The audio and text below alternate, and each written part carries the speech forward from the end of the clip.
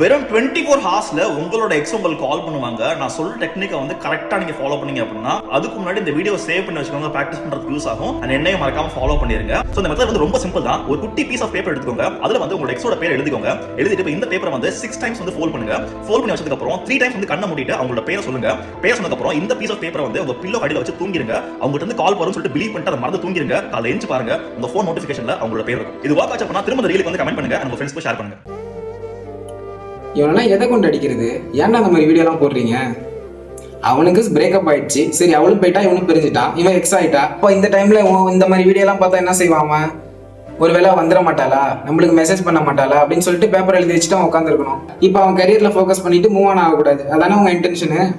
நீ சொல்ற இன்ஃபர்மேஷன் நடக்கவும் போறது இல்ல. ஏன்டா அந்த மாதிரி வீடியோலாம் போட்டு அடுத்த எமோஷன் கூட விளையாடுறீங்க?